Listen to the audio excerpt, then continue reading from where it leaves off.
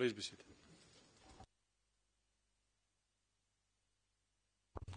Mr. Vitic, you may proceed. Président Metrivetic, vous avez la parole, Metrivetic. Merci, Monsieur le Président, Messieurs les juges. Avant de reprendre mes arguments, je voudrais répondre à la question posée par Monsieur le juge Moloto pour vous donner la citation exacte du témoignage qui a été donné dans le prétoire. Il s'agit du compte-rendu d'audience, page 10 880, ligne 15 à 23. Citation, Monsieur le juge Fluguet. Et cette personne vous a interrogé sur un événement qui s'est produit à Caracaille. Est-ce que cela est exact? Le témoin répond par le touchement de l'interprète. Oui, il m'a demandé où cela s'était passé et je voulais l'éviter. Donc j'ai dit à Caracaille. Le juge Fluguet, vous avez dit à Caracaille. Mais qu'avez-vous dit pour Caracaille? Le témoin interprété. Il m'a demandé où on m'avait tiré dessus et où j'ai été touché par balle et j'ai dit à Caracaille. Et c'était le 31 juillet et j'étais déjà dans un tel état psychologique que certaines choses ne sont peut-être pas exactes. Fin de citation. Monsieur le juge Moloto, Caracaille, c'est une localité, s'il vous plaît? Metrivetic, oui, c'est une localité.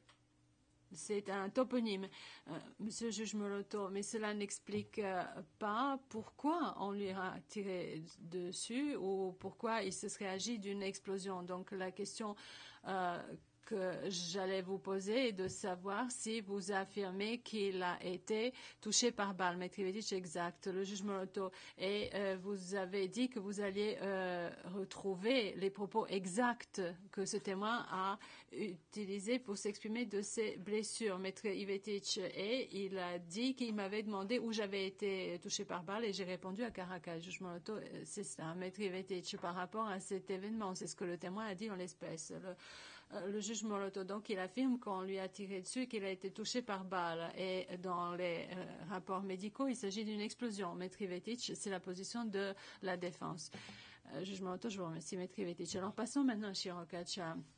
L'accusation affirme que la ville de Sarajevo a été lourdement bombardée, que des cibles civiles ont été endommagées et détruites, que cela a causé la mort de plusieurs civils et qu'on a blessé d'autres à la date du 28 mai 1992 ou à peu près à cette date-là, à savoir l'annexe G1 de l'acte d'accusation. L'accusation cite à l'appui des témoignages de 3 témoins qui parlent du bombardement de différents quartiers de Sarajevo, y compris du quartier de Chirocacha. Annexe B.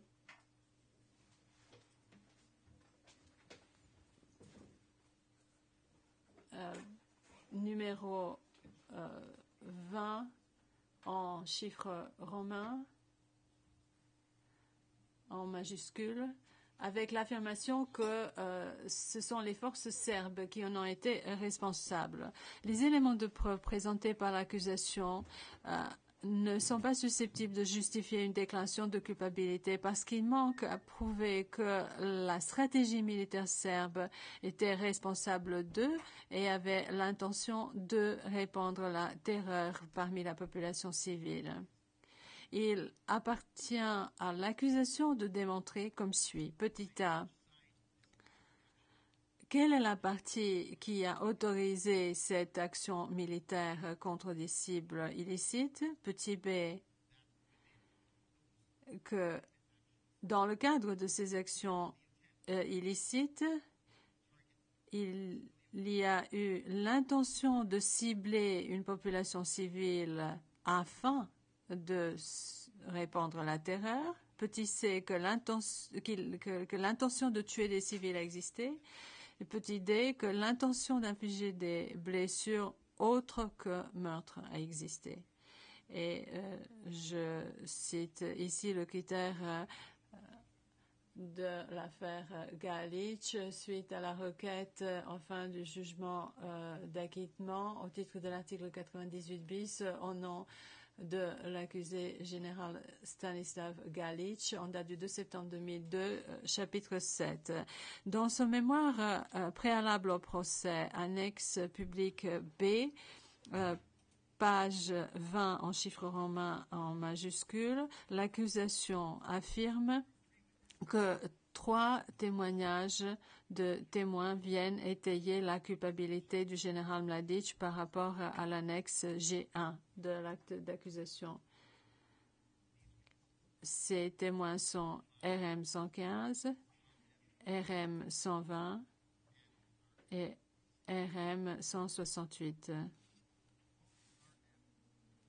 Tant le témoin RM 115 et le RM 120 sont des témoins protégés qui ont témoigné devant la Chambre en date du 27 août 2012, ainsi que les 29 et 30 janvier 2013 respectivement. Cependant, le seul témoin oculaire qui est présenté à l'appui de la cause du procureur par rapport à Shirokacha est le témoin Fadila Tarchin, alors que les 2 autres témoins ont déposé au sujet d'autres zones à Sarajevo. Tarchin a déposé au sujet de l'incident de Shirokacha le 28 et le 29 mai 1992 par les biais d'une déclaration en vertu de l'article 92 ter et son addendum, ainsi que lors de sa déposition orale le 2 octobre 2012. Le procureur n'a pas cité d'autres survivants qui pourraient nous donner un récit de première main des événements, des hommes militaires qui pourraient parler de la stratégie militaire et des intentions de l'armée, ou bien des experts ou des rapports d'experts qui pourraient appuyer l'affirmation du procureur que ce sont les Serbes, les forces serbes qui étaient responsables des attaques à Shirokacha. Le fait que l'on a fait appel à la déposition de Tarchin démontre que la cause du procureur s'est complètement effondrée et qu'il faudrait prononcer l'acquittement. La déposition du témoin en vertu de l'article 92 ter n'attribue pas de façon explicite ce pilonnage à une force particulière. Sa déposition écrite fait état de la diffusion qui a été, d'une conversation interceptée qui a été diffusée par la suite, dans laquelle on entend prétendument le général Mladic. Mais elle a dit que ceci n'a jamais été lié à ce qui lui est arrivé. C'est quelque chose qui figure à la page 3, le paragraphe 12 de sa déclaration de témoin. C'est la pièce P00281. Dans l'addendum à sa déclaration 92 ter, à savoir la pièce P00282, elle dit à la page 2, paragraphe 3, qu'elle a entendu dire des gens du Creux que l'obus qui l'a blessé était tiré des Borilliers, à savoir à l'est de Shirokacha, et qu'il était en mesure de voir où est tombé cet obus. Il est tombé sur la maison de son voisin. Au moment du contre-interrogatoire, Madame Tarchin a expliqué que l'impact de cet obus sur la maison de son voisin était face à la vallée, autrement dit face à la ville. Cela peut trouver au niveau du compte-rendu d'audience 3347, lignes 20 à 21. Quand les juges de la Chambre lui ont demandé si cela voulait dire que l'impact venait de la direction de la rivière, de la vallée, plutôt que du haut de la colline, le témoin a répondu par l'affirmative, et c'est quelque chose qui se trouve au niveau du compte-rendu d'audience 3347, lignes 22 à 25. La déposition de ce témoin contredit directement la cause du procureur, à savoir que ce sont les forces serbes qui étaient responsables du pilonnage. vu qu'elle a indiqué la direction du pilonnage comme les pilonnages venus de l'intérieur de la ville. Autrement dit, elle a attribué ces tirs de façon indirecte aux forces musulmanes.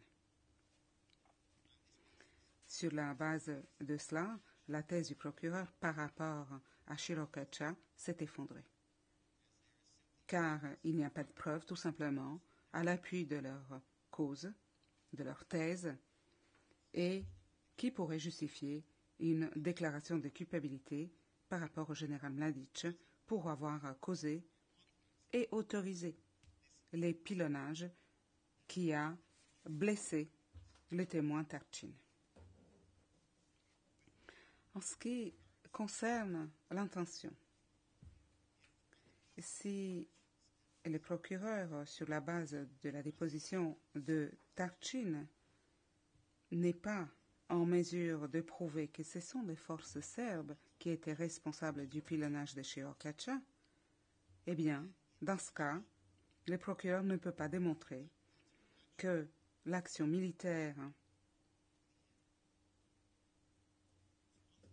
à cette fin était autorisée par les Serbes avec l'intention de cibler la population civile. Donc, sur la base de la déposition des Tarchin, la cause du procureur s'est effondrée par rapport au pilonnage de Shirokacha et il faudrait prononcer l'acquittement. Monsieur le Président, à présent, je vais parler des arguments de la défense qui contestent la véracité des chefs individuels du procureur quant au lieu du culte, et ceci en vertu de l'article 98 bis. Dans le chef d'accusation numéro 7 et 8 de l'acte d'accusation, le procureur allègue qu'il y a eu destruction des monuments culturels et des lieux du culte et que c'est s'y fait part des allégations contre le général Mladic. Le président, M. Ivetic, pour qu'il n'y ait pas de confusion, vous étiez en train de citer la page du compte-rendu 3347.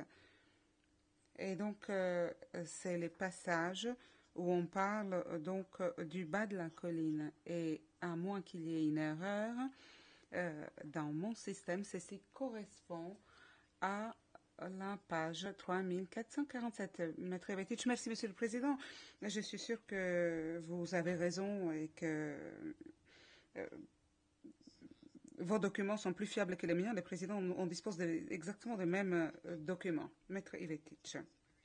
Eh bien, dans l'annexe 2 de l'acte d'accusation, nous avons plusieurs municipalités qui sont énumérées pour appuyer l'allégation du procureur quant à la destruction des lieux du culte.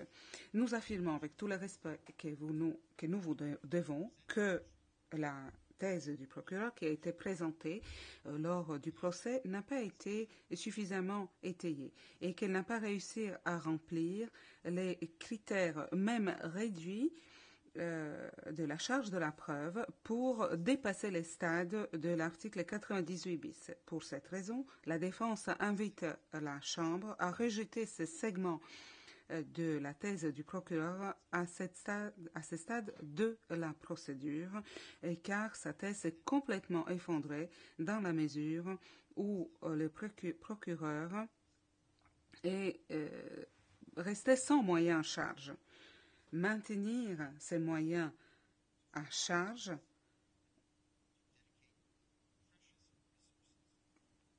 correspondrait à forcer la défense à dédier ses ressources, les ressources qui lui sont précieuses, pour contester les moyens qui ne sont pas été suffisamment définis sur la base des moyens proposés.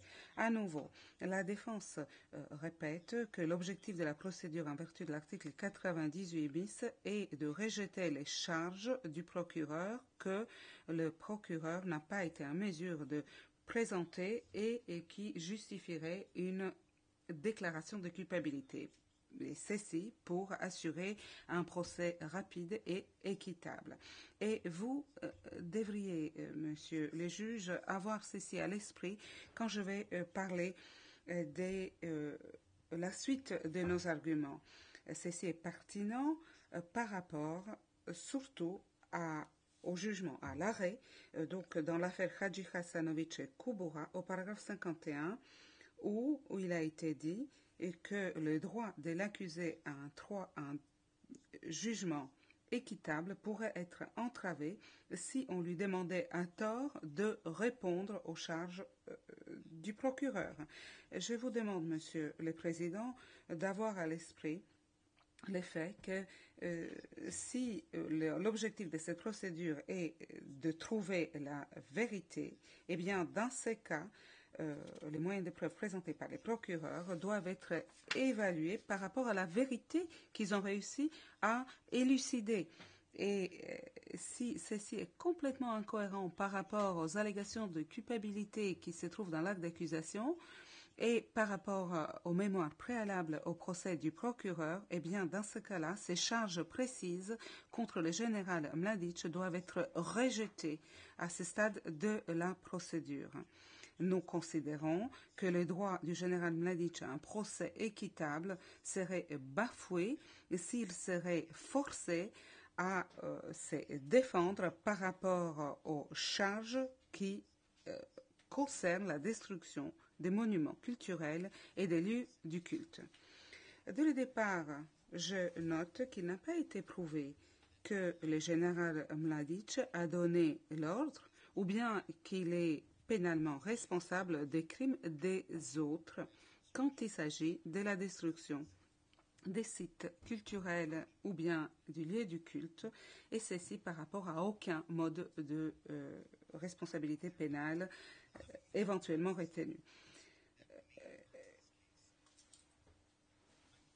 Il y a 11 municipalités qui font partie de ces moyens de preuve. Et je vais vous en citer trois exemples les plus frappants et qui démontrent comment le procureur n'a pas réussi à prouver les charges par rapport à cela. Je vais parler de Bijeljina, Kalinovic et de la municipalité de Palais.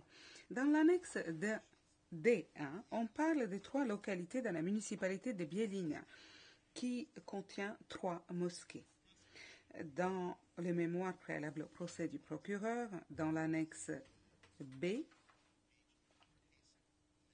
tableau D, chiffre romain 11, on dit que ces 3 mosquées, le procureur, par rapport à ces 3 mosquées, n'a pas du tout réussi à déterminer qui étaient les auteurs de ces destructions. Nous avons 2 témoins qui sont cités dans les mémoires préalables au procès, RM 618 et RM 513. Et nous avons aussi 2 documents, 65 terres, 03 431 et 65 terres, 13 410,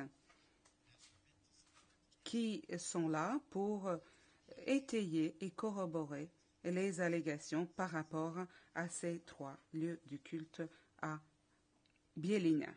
Monsieur le Président, aucun de ces 2 documents n'a été versé au dossier et donc ne peut pas être retenu pour étayer cette charge à ce stade de la procédure. RM 618. Eh bien, c'est le témoin expert d'Andreas Riedmeier. Au cours de sa déposition, dans le prétoire, M. Riedmeier n'a pas fourni des dépositions par rapport à ces 3 mosquées-là, à Bijeljina. P2513 et les rapports d'experts de M. Riedmeier.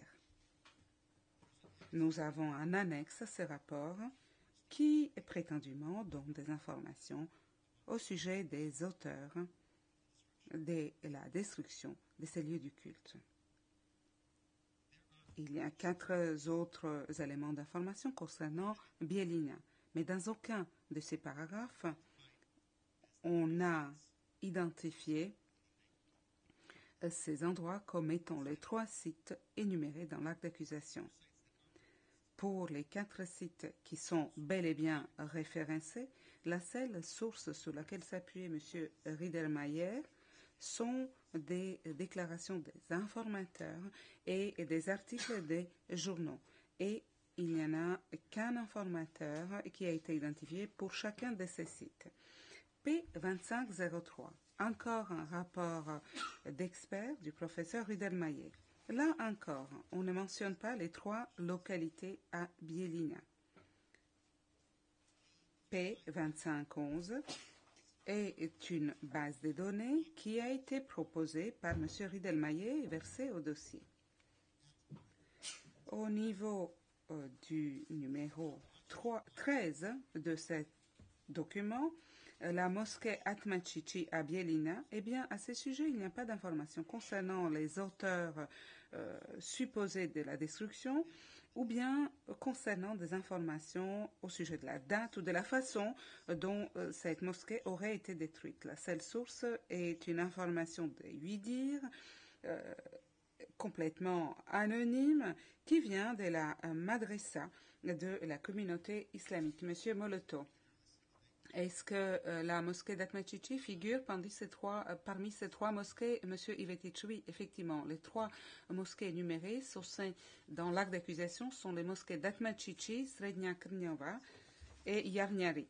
En ce qui concerne la mosquée de Jarnjari, eh bien, c'est quelque chose qui se trouve au numéro 14 du document 2511. Et là, à nouveau, nous n'avons pas reçu d'informations concernant les auteurs éventuels, la façon dont les dégâts ont été infligés ou bien la date.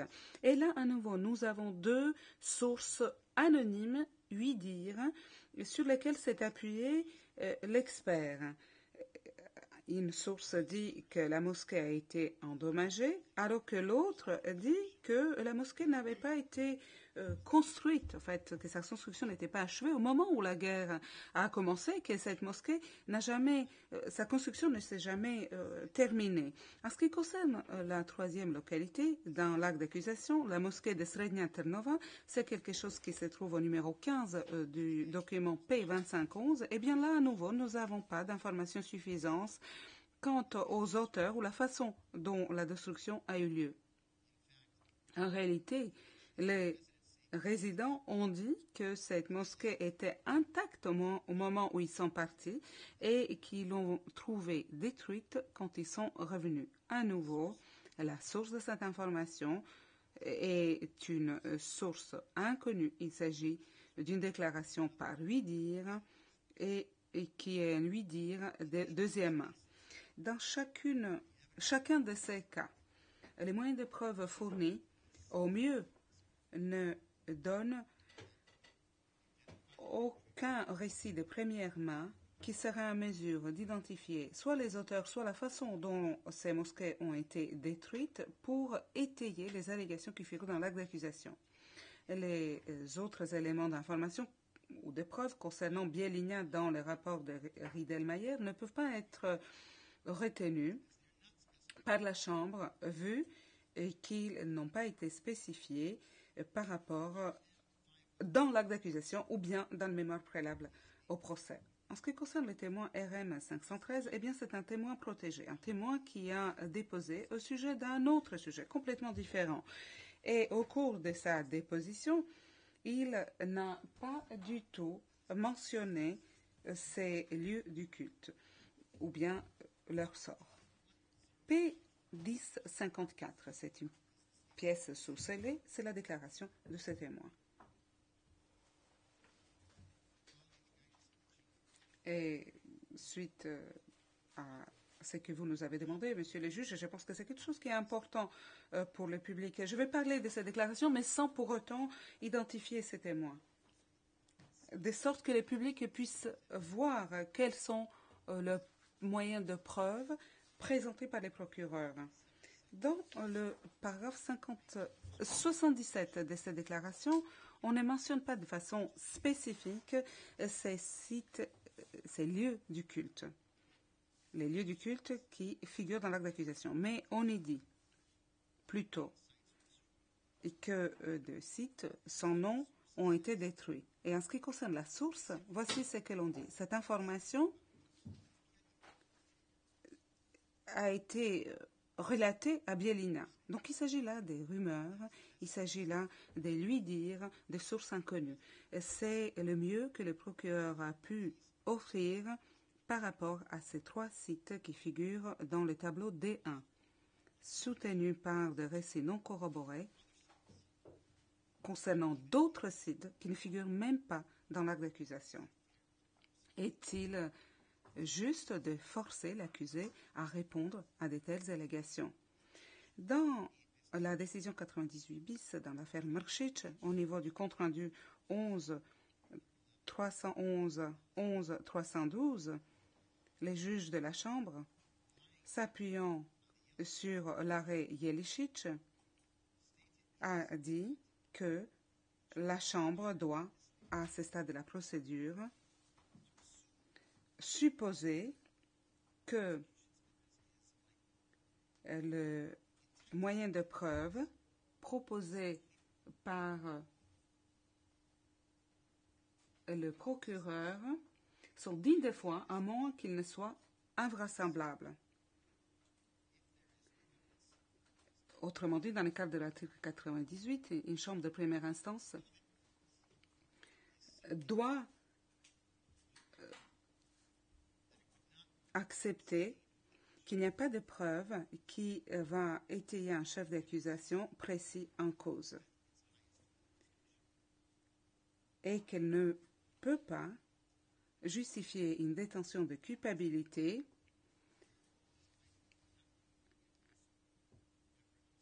même si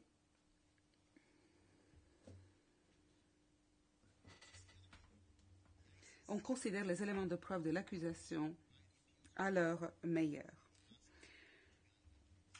Dans le tribunal pénal international a émis un jugement dans l'affaire, un arrêt dans l'affaire Bosco Ntkhanga. Et je vais vous citer l'opinion dissidente de la juge Van Weingart, qui avant siégeait au tribunal. Voici ce qu'elle a dit. Moi aussi, je considère que la chambre de première instance numéro 2 a commis une erreur quand elle s'est appuyée uniquement sur lui dire anonyme qui sont contenus dans les communiqués de presse, les articles de blog et dans 2 groupes d'experts de l'ONU. De tels moyens de preuve doivent être considérés avec beaucoup de précautions dans le contexte d'un procès au pénal et sans disposer de davantage d'informations vérifiées de façon indépendante, on ne peut pas, de mon point de vue, retenir de tels éléments pour justifier la prolongation de la détention de M. Bosco Ntkhanga. Il s'agit de la chambre de la mise en état. Correction de l'interprète.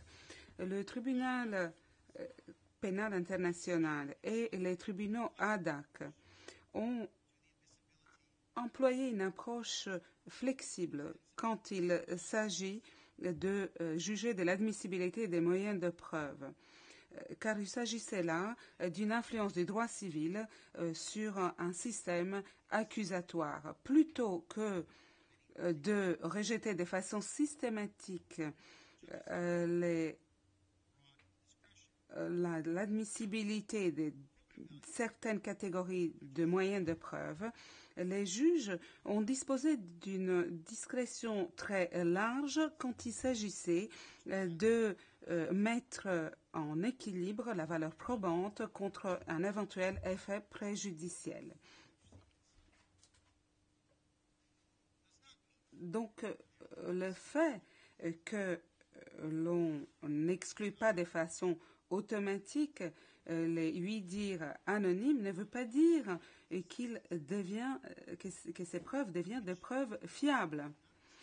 On ne peut en juger qu'au qu'au cas par cas, et dans les cas de lui dire des sources anonymes, c'est une tâche difficile vu que l'on ne connaît pas la source de l'information.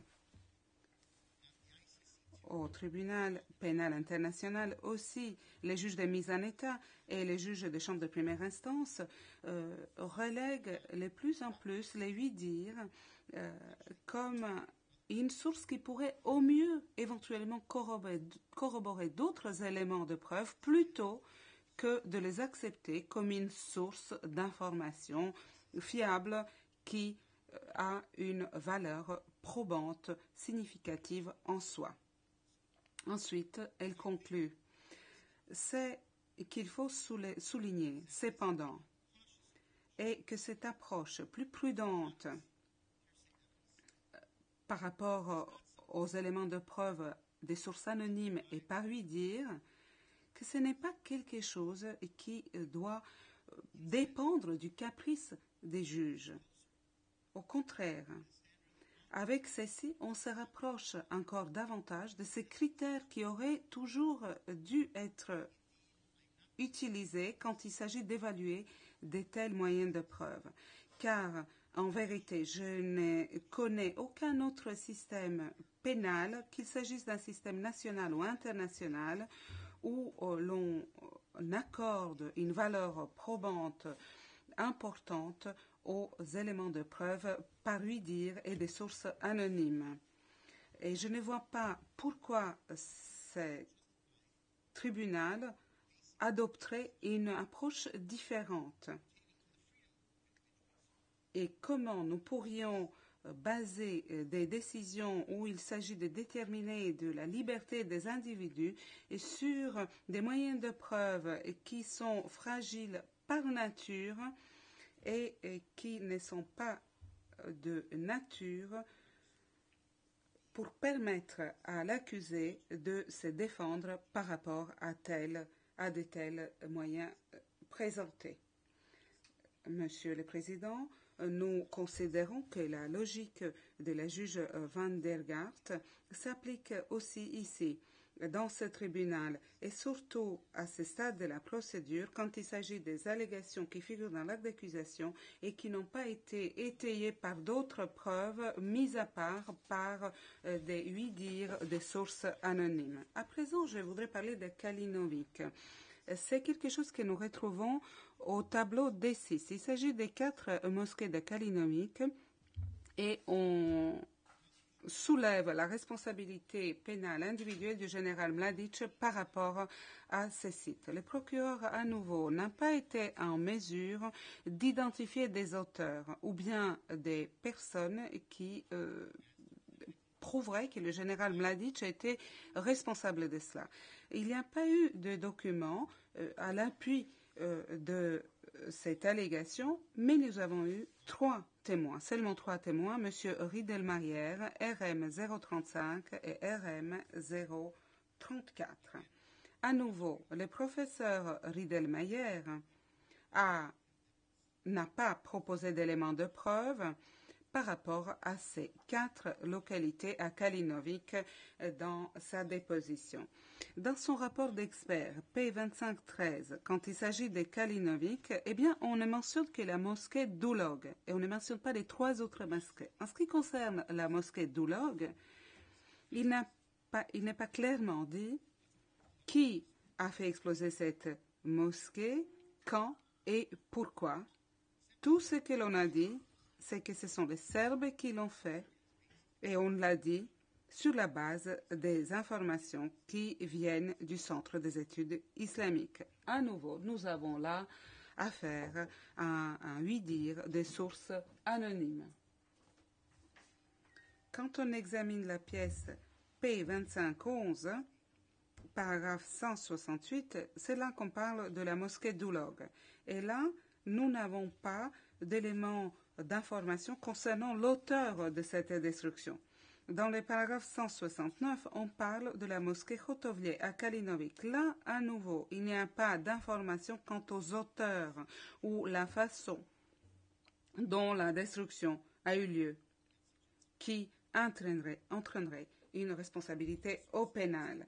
Les seules sources que l'on a énumérées pour ces informations éparses viennent du centre communautaire musulman, les archives, et puis d'un informateur anonyme qui a fait l'objet d'un entretien par le bureau du procureur et qui a voulu rester anonyme pour des raisons de sécurité. Ce qui est important, c'est que ce même rapport d'expert de M. Riedelmeier conclut pour l'entrée 169, sur la base de sources indépendantes inconnues et multiples, qu'il n'y a jamais eu de mosquée dans le village de Kutina. Et cela est important parce que la 4e mosquée citée dans l'acte d'accusation pour Kalinovic est précisément cette mosquée inexistante à Kutina. Peut-être que l'on va m'accuser de trop anticiper, mais la 3e est la mosquée de Yesalitsa, qui ne se retrouve même pas dans la base de données de M. Riedelmeier. Donc après plusieurs années d'enquête, la meilleure thèse que l'accusation puisse avancer s'agissant de Kalinovic repose sur des éléments de preuve provenant d'experts qui confirment qu'il n'y a pas de mosquée du tout à Kutina et les dommages provoqués à ces mosquées ne portent que sur 2 d'entre elles sur un total de 4 et sont le résultat d'auteurs inconnus pour une raison inconnue, etc. Passons à présent au témoin. Le témoin RM034 a déposé dans le prétoire sur un sujet totalement différent. Mais on lui a posé quelques questions en passant sur des mosquées. Et là encore, ces questions étaient très imprécises. Madame Bibles, aux pages du compte-rendu 1838 et 1839, a posé les questions suivantes. Je cite. Question. Pourriez-vous nous dire si vous étiez au courant des auteurs qui ont détruit les 4 mosquées à Kalinovic? La réponse. Les 4 mosquées de Kalinovic avaient été utilisées avant la guerre, à l'exception de l'une d'entre elles, celle de Vélicy, phonétique. De 1991 à 1995, les 3 mosquées sur le territoire de la municipalité de Kalinovic ont été incendiées. Le minaret a été plastiqué et celle du village, l'interprète interrompant la réponse du témoin, l'interprète n'a pas entendu le nom du village, le témoin reprenant, et celle dans le village avoisinant a également été détruite.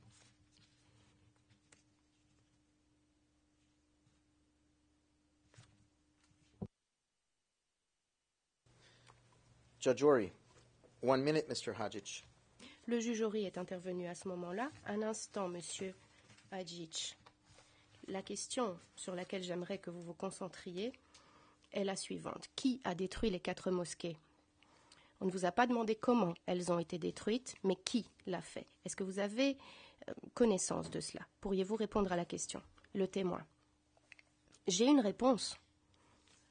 C'est l'armée serbe qui l'a fait. Fin de citation. Tout d'abord, on n'a absolument pas identifié les mosquées qui les lieraient aux 4 mosquées reprises dans l'acte d'accusation. L'expert Riedelmeier nous a dit que l'une d'entre elles, l'une des 4, n'avait jamais existé et que 2 sur 4 ont été endommagées. La déposition de RM034 est donc ne peut pas être digne de foi. Nous n'avons rien qui pourrait nous permettre d'établir un crime. Là encore, ce sont des rumeurs, des oui-dire anonymes, des éléments de preuve qui ne sont pas dignes de foi. Le témoin RM035 n'a pas déposé en l'espèce, mais une déclaration écrite a été déposée au titre de l'article 92 bis du règlement. Cette déclaration ne parle absolument pas de mosquée et a été expurgée en application du fait jugé numéro 746. Ce fait jugé, repris du jugement Krajišník, dit à peine que, et je cite, les mosquées de Kalinović, à savoir Ulog, Otovolier, Kutina et Jelačica, ont été détruites pendant la guerre. Fin de citation. Ce fait jugé est contesté par le rapport d'experts de Riedelmeier parce que la mosquée de Kutina n'a même pas existé. Il est certain que nous ne sommes pas arrivés à un point où la défense puisse monter une défense contre la thèse de l'accusation qui, pour la plupart, se base sur un fait jugé. Et ce fait jugé ne nous donne rien sur la façon dont les auteurs auraient endommagé ou détruit les mosquées.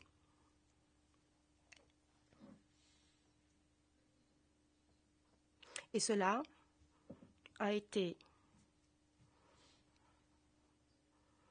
renversé par le seul expert qui est déposé jusqu'à présent.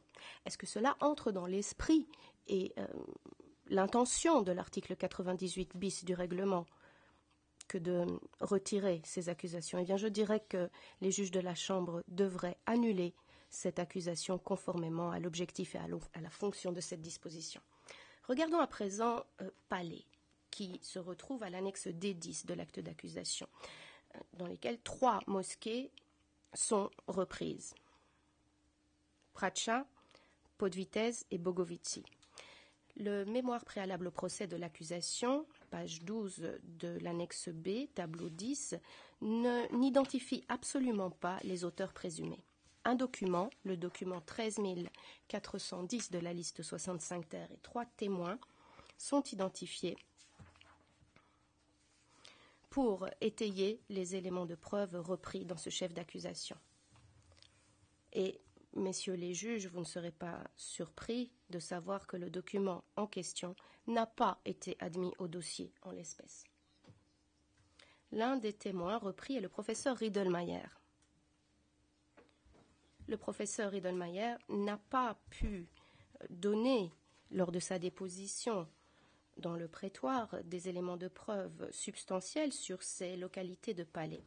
La pièce P2513, son rapport d'expert, ne fait non plus aucune référence à ces 3 emplacements.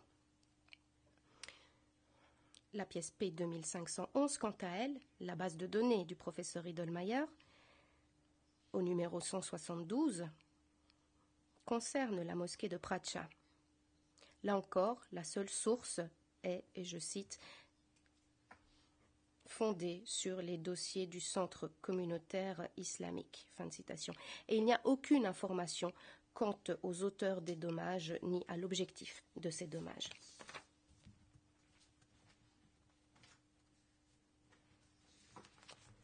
La mosquée de Podvitez est reprise au point 173 de la pièce P2511. Et là encore, la seule source se fonde sur les dossiers du Centre communautaire islamique.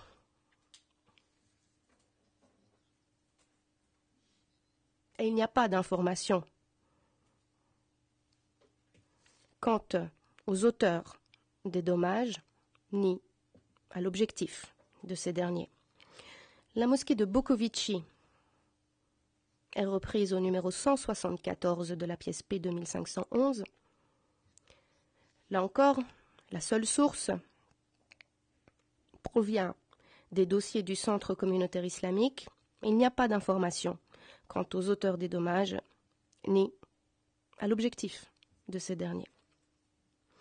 Il s'agit donc là d'informations anonymes recueillies par ouï-dire qui ne répondent même pas aux critères minimums permettant d'apprécier la responsabilité pénale.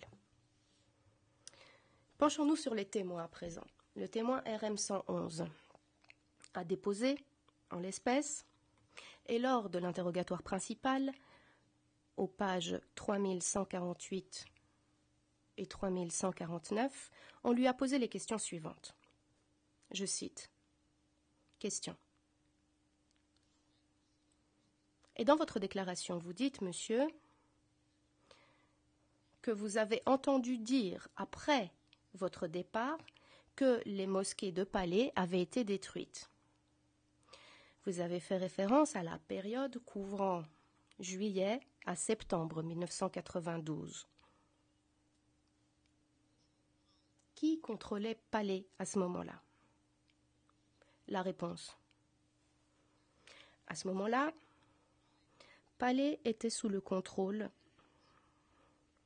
du Parti démocratique serbe. Fin de citation. Là encore, des informations anonymes, des oui-dire. Et cela est confirmé dans le contre-interrogatoire. Page du compte-rendu. Page du compte-rendu 3155. Le témoin déclare qu'il a appris tout cela après la guerre, de personnes inconnues. Là encore, rien ne précise qui étaient les auteurs, mis à part le fait qu'il les ait appelés les forces serbes. La déclaration en vertu de l'article 92 ter du règlement du témoin, dans la pièce P 260 au paragraphe 79, affirme que ces mosquées ont été détruites après le départ du témoin de Palais et que ces informations sont connues de tous à Palais, connues de tous entre guillemets. Là encore, ce sont des rumeurs et des oui-dire anonymes et inconnus. L'autre témoin qui est repris dans le mémoire préalable au procès de l'accusation pour Palais est le témoin RM 619. Messieurs les juges, le témoin RM 619 était Madame Eva Tabo, l'experte démographe, qui n'a apporté aucun élément de preuve sur les mosquées. Donc, il nous reste les éléments de preuve que j'ai déjà abordés. On peut à peine les étiqueter d'éléments de preuve, et il est certain que ces éléments de preuve ne sont pas dignes de foi. Il ne s'agit pas du type de thèse qui pousserait les juges de la Chambre à demander à la défense de dépenser ses ressources pour répondre à cela. Messieurs les juges, comme notre temps est limité, je vous ai parlé de 3 des 11 municipalités reprises dans l'annexe 11 et j'ai démontré que la thèse de l'accusation est déficiente pour chacun de ces points. Alors j'aimerais vous demander de... Lacking. Je demanderai d'étudier minutieusement les éléments de preuve s'agissant des chefs d'accusation qui restent et de les rejeter. Note de l'interprète, remplacer annexe 11 par annexe D, précédemment citée, reprise des débats. La défense n'a pas adopté d'approche globale s'agissant des chefs d'accusation pour lesquels elle demande un acquittement juste pour la gloire. Elle conteste tout cela car elle estime qu'il n'y a pas d'éléments de preuve capables de justifier une déclaration de culpabilité telle que l'accusation l'avance. Et pour ce genre de cas isolés, l'approche examinant les accusations sous-tendant les chefs est l'approche qui convient. Et le voile juridique devrait être levé comme étant une exception à la règle, vu que cette approche correspond à l'objectif et à l'intention de l'article. En gardant cela à l'esprit, et comme la défense a montré que l'accusation n'a pas pu présenter d'éléments de preuve capables de justifier une déclaration de culpabilité s'agissant des incidents du fleuve Yadar et Sirokatsa et de l'annexe D, la défense demande instamment au juge de la Chambre de prononcer un acquittement pour ces chefs d'accusation et de dire clairement que les allégations qui sont incapables de justifier une déclaration de culpabilité à ce stade du procès seront éliminés de l'acte d'accusation pour garantir que les ressources de la défense ne soient pas gaspillées, qu'un procès équitable ait lieu et que l'accusation ne puisse se cacher derrière ce voile juridique pour faire passer subrepticement des allégations pour lesquelles elle ne dispose d'aucun élément de preuve capable de justifier une déclaration de culpabilité. Conformément à la jurisprudence et adhérant à l'approche fondée sur les chefs d'accusation, la disposition n'a plus aucune valeur et le droit de l'accusé à un acquittement à ce stade-ci de la procédure pour les chefs d'accusation que l'accusation n'a pas pu étayer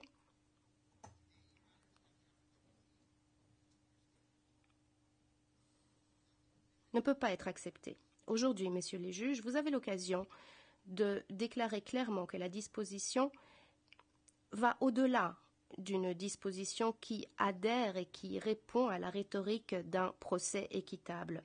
Pour pouvoir poursuivre véritablement des criminels devant la justice, le procès équitable doit être mené d'une façon qui protège les droits de l'accusé. Vous avez l'occasion de montrer qu'une lutte contre l'impunité ne sera pas exploitée comme slogan pour justifier l'interprétation de dispositions qui limiteraient les droits de l'accusé et qui permettraient à l'accusation d'entrer dans une croisade et de se cacher derrière des arguments pour lesquels il n'y a absolument aucun élément de preuve. L'acte d'accusation au paragraphe 34 cite les articles 7.1 et 7.3 du statut portant sur l'entreprise criminelle commune et la responsabilité en tant que supérieur hiérarchique du général Mladic, car il n'a pas pris les mesures nécessaires et raisonnables pour empêcher et punir les crimes reprochés qui auraient été commis par les forces de la VRS et les forces serbes sous son contrôle effectif. L'acte d'accusation, au paragraphe 12, identifie les forces serbes comme étant les membres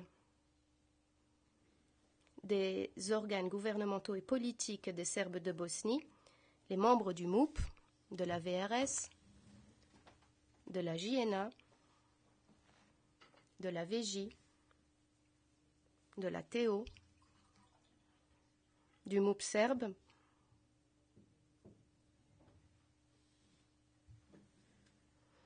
des forces paramilitaires serbes et serbes de Bosnie et les unités de volontaires ainsi que des Serbes de Bosnie du CRU.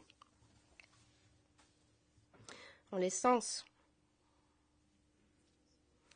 cet acte d'accusation ne porte pas sur le général Mladic uniquement, mais sur chaque Serbe, une objection que la défense a soulevée dès le début du procès, car il n'y avait pas suffisamment de détails ni de respect de la notification en vertu de la jurisprudence découlant de la thèse de l'accusation. Et nous aimerions rappeler au juge de la Chambre la jurisprudence du TPIR, l'affaire Bagambiki de 2004, qui a fixé un critère très élevé de spécificité pour l'entreprise criminelle commune visée dans les actes d'accusation. La Chambre de première instance dans cette affaire-là a établi clairement que l'accusation devait détailler dans l'acte d'accusation quelle forme de l'entreprise criminelle commune elle avançait, ainsi que l'objectif de l'entreprise, l'identité des co-auteurs et la façon dont l'accusé avait participé à l'entreprise. Il s'agit là du paragraphe 34 du jugement. Cependant, nous avons encore cette définition large. Il faudrait à présent se pencher sur les éléments de preuve qui ont été présentée pour essayer de réduire cette allégation large qui permettrait de correspondre aux éléments de preuve qui ont été présentés et pour lesquels un procès pourrait continuer. Le juge interrompant, Maître Ivetic, je vais vous interrompre. Vous avez fait référence au paragraphe 34 de l'acte d'accusation. Le juge Pfluger, du jugement. Maître Ivetic, oui, il s'agit du jugement Bagambiki, Monsieur le Président. 2004, affaire ICTR 9946T, 25 février 2004, le juge Horry. Non, le paragraphe avance là. Vous avez parlé de l'acte d'accusation, paragraphe 34, qui fait référence aux articles 7.1 et 7.3 portant respectivement sur l'entreprise criminelle commune et la responsabilité au titre de supérieur hiérarchique contre le général Mladic. Maître Ivetic, oui, le juge Horry. Alors, c'est de cet article-là que je parle. Je me demande comment il conviendrait de lire le paragraphe 34 disant qu'il n'a pas pris les mesures nécessaires et raisonnables pour empêcher que les crimes soient commis, ce qui veut dire que d'autres personnes auraient commis les crimes et que ces autres personnes seraient responsables au titre des articles 7.1 ou 7.3, ou est-ce que vous entendez par là que le paragraphe 34 inclut également une accusation portée contre le général Mladic car il aurait commis les crimes au titre de l'article 7.1, au titre de n'importe quel mode de responsabilité de l'article 7.1. Et je me tourne également vers M. Groom pour voir s'il a une explication à cet égard. M. Groom. Oui, Monsieur le Président, je pense que la réponse se retrouve dans le titre de ce passage. On limite clairement cela à l'article 7.3 du statut. La responsabilité au titre de l'article 7.1 du statut est discutée dans l'intégralité de l'acte d'accusation. Le juge Horry, très bien. Donc au paragraphe 34, la référence à l'article 7.1 du statut porte principalement sur la responsabilité au titre de l'article 7.1 pour ceux qui étaient sous le commandement du général Mladic, ou s'agit-il de tous les aspects de cet article qui ne sont pas repris dans l'article 7.3, mais qui sont repris dans l'article 7.1 du statut? Monsieur Groom, je pense que c'est l'interprétation la plus exacte, Monsieur le Président. Donc, pour que les choses soient claires et consignées au compte-rendu, la responsabilité au titre de l'article 7.1 du statut s'applique également à toutes les parties. Je pense que c'était le paragraphe 12 auquel Maître Ivetic avait fait référence. Là où nous avons défini les membres de l'entreprise criminelle commune et les personnes qui avaient mis en œuvre leur intention criminelle. Le juge Horry. Eh bien, cela éclaircit la question, Maître Ivetic. C'est également comme cela que j'ai compris cela, le juge Horry. Très bien, veuillez continuer, Maître Ivetic. Je crois qu'il est temps de faire une pause. Le juge Horry, oui, nous allons faire une pause. Maître Ivetic, pourriez-vous nous donner une indication du temps dont vous aurez besoin? Je pense que des 4 points que vous vouliez soulever. Vous avez déjà commencé le 3e ou pas, Maître Ivetic? Oui, nous allons entamer le 3e point, le juge Horry. Donc vous êtes sur le point 3. Très bien. Est-ce que vous pensez que nous pourrions terminer aujourd'hui, Maître Ivetic? Oui, le juge Horry. Eh bien, nous l'apprécions. Nous allons faire une pause et nous reprendrons à 12h10.